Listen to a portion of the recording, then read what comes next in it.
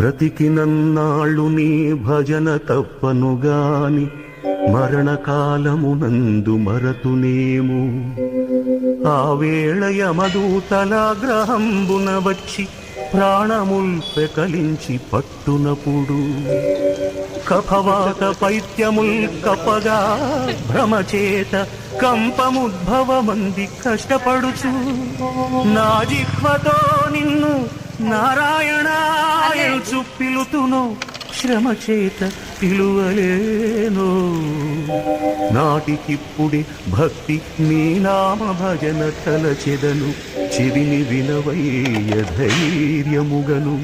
భూషణ వికాస శ్రీధర్మపుర నివాస దుష్ట సంహార నరసింహ దురిత దూరా